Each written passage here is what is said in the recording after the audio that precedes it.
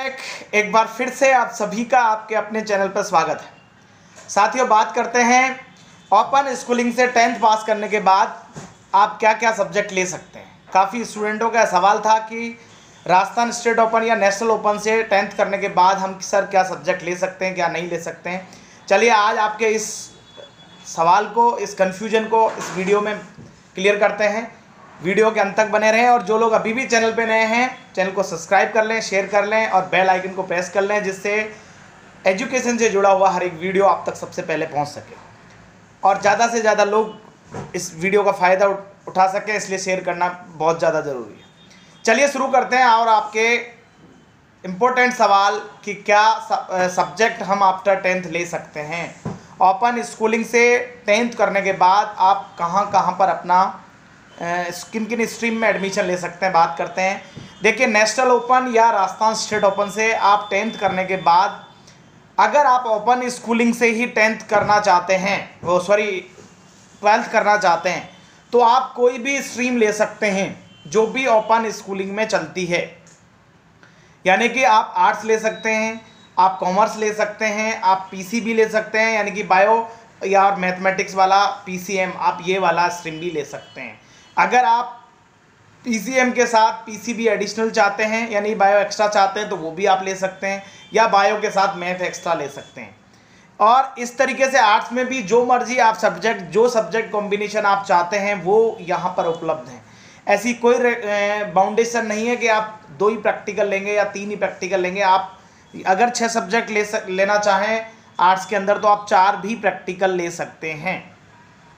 It's depend on you. ये सब कुछ आपके इंटरेस्ट पर डिपेंड करता है कि आप क्या सब्जेक्ट चाहते हैं। ऐसा कोई परसेंटेज का क्राइटेरिया फिक्स नहीं है कि इतनी % वाला ही बायोलॉजी ले सकता है या इतनी % वाला ही कॉमर्स ले सकता है। कोई भी परसेंटेज को लेकर अगर आप ओपन स्कूलिंग से 10th पास करने के बाद वापस 12th भी ओपन स्कूलिंग से ही करना चाहते हैं, चाहे आप NIVS के स्टूडेंट हों, चाहे आप राजस्थान ओपन के स्टूडेंट हों, आपके लिए ऐसा कोई भी नियम नहीं है। हाँ, अगर आप रेगुलर बोर्ड में आप एडमिशन लेना चाहते हैं तो फिर कुछ एक चीज़ें आपको ध्यान रखने की चीज़ें हैं। सबसे पहले, रेगुलर बोर्ड में एज का क्राइटेरिया फिक्स होता है कि रेगुलर स्टडी करने के लिए कुछ एक अलग अलग बोर्डों की एक एज फिक्स कर रखी होती है कि 11th में इतने साल के स्टूडेंट एडमिशन ले सकता है, मैक्सिमम एज इतने साल का एडमिशन ले सकता है, 12th में इतने साल का एडमिशन ले सकता है। हर एक बोर्ड का अपना एक रूल रेगुलेशन होते हैं और वहाँ पर एज का सब जगह अलग अलग एरिया होता है, एज की सब जगह अलग अलग फिक्स करी हुई होती है। तो सबसे पहले तो आपको ये ध्यान रखना है कि उस बोर्ड में क्या मिनिमम या मैक्सिमम एज क्या फिक्स है। मैक्सिमम एज आप उस एज के अंदर आ रहे हैं तभी आप रेगुलर एडमिशन ले पाएंगे, नहीं अन्यथा आपको ओपन स्कूलिंग ही बेस्ट ऑप्शन है।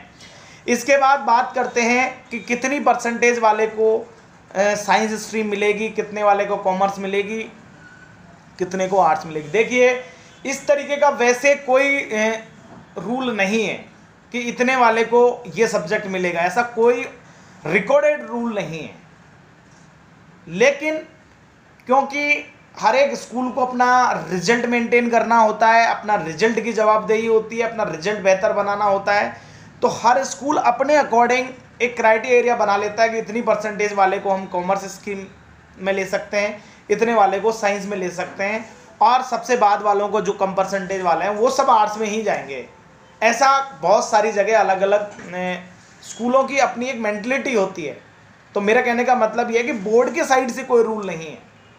मैक्सिमम बोर्डों के साथ ऐसा कोई मेरे हिसाब से रूल नहीं होता है, क्योंकि एजुकेशन में बाउंडेशन नहीं होती है कि आप पढ़ाई करने के लिए सबको बराबर अधिकार है। लेकिन स्कूल वाले अपनी मर्जी से, अपनी सुविधा से, और दूसरा क्योंकि उनके पास या तो फैकल्टी नहीं होती है या उस सब्जेक्ट में एडमिशन ऑलरेडी ज़्यादा हो जाते हैं, तो दूसरी स्ट्रीम में भी एडमिशन बैलेंस करने की वजह से बहुत सारी जगह आपको वो अपनी मर्जी से भी आपको स्ट्रीम दे देते हैं। तो मेरा कहने का मतलब यह है कि आप आफ्टर 10th आपको कहाँ एडमिशन लेना है, किस सेक्टर में अपनी लाइन बनानी है, तो आपको पहले से माइंड मेकअप बनाकर उसी तरीके से आगे बढ़ना है। कहीं ऐसा नहीं हो कि आपको किसी की इच्छा का सब्जेक्ट आपको लेना पड़ जाए, क्योंकि आपको अपने विवेक का इस्तेमाल करना है। कहीं ज़बरदस्ती वाली बात ना हो, कहीं स्कूल वाला अपनी ज़बरदस्ती से अपने खुद के स्कूल के बच्चों का बैलेंस बनाने के लिए किसी स्ट्रीम में एडमिशन ना हो रहा हो और उस स्ट्रीम में आपका एडमिशन डाल दें। ये सब चीज़ आपको ध्यान में रखनी है। आपको अपने इंटरेस्ट का सब्जेक्ट लेने के लिए आपको खुद को एक्टिव रहना पड़ेगा।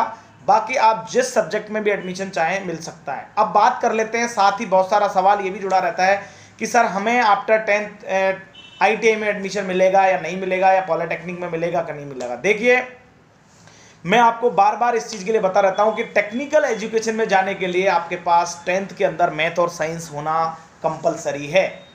बहुत सारे बच्चे इन सब्जेक्टों को, क्योंकि ये टफ सब्जेक्ट रहते हैं, इसलिए इनको छोड़ देते हैं। उनकी जगह होम साइंस है या फिर आप दूसरा कोई सब्जेक्ट जी जो व्यवसायिक अध्ययन है, इस तरीके के बहुत सारे सब्जेक्ट आप ले लेते हैं और वो आपको पास होने में सुविधाजनक रहते हैं। लेकिन अगर आपका इन फ्यूचर ITI करने का प्लान है, तो अगर पॉलिटेक्निक करने का प्लान है, तो आपको ये सब्जेक्ट लेने चाहिए। साथ ही इनमें भी बहुत सारी ऐसी ट्रेडें होती हैं ITI के अंदर भी, जहां पर आपको इन सब्जेक्ट के बिना भी एडमिशन मिलता है।